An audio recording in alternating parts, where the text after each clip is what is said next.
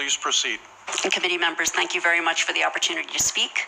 I'm Sharon Goldberg. I'm an internal medicine physician. I've practiced medicine for 21 years, and my background is mostly academic, internal medicine, hospital-based, clinical research, and medical education. Wireless radiation has biological effects, period. This is no longer a subject for debate when you look at PubMed and the peer-reviewed literature.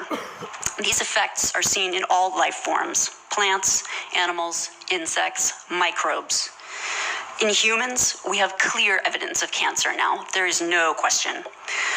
We have evidence of DNA damage, cardiomyopathy, which is the precursor of congestive heart failure, neuropsychiatric effects.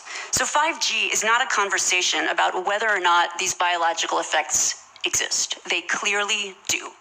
We have, so the other epidemics that clearly link from the science with electromagnetic radiation are related to mental health. And this is straight from PubMed. This isn't my opinion. This is science. Okay? For those of us who aren't physicians, what is PubMed?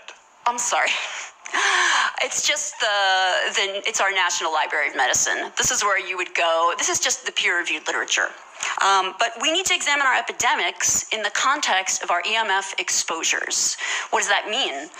That means that the CDC, tracking these epidemics, we need to start measuring how much radiation are people being exposed to, and before we roll out 5G.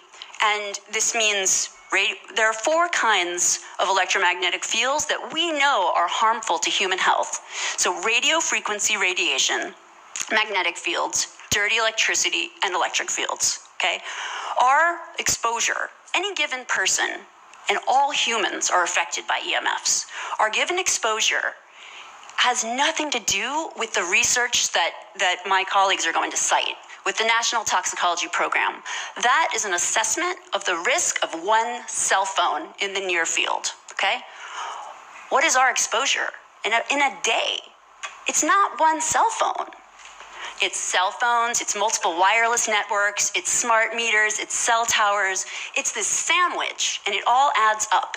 And this is a serious problem for occupational health, public safety, and personal safety. And I feel that it's irresponsible to be even talking about the Internet of Things and rolling out a new untested technology when we're not even measuring what are our current exposures from the... We have, the way I think about this is in an occupational health perspective. I think about, because people go to work, and so for instance, your exposure will depend on what you do in a given day. So if 1 cell phone causes cancer, clear evidence of cancer, DNA damage, heart damage, well, what happens if you work at an airport? What happens if you work in a stadium where there are 100,000 people coming to watch a football game and everyone's using their phone at the same time?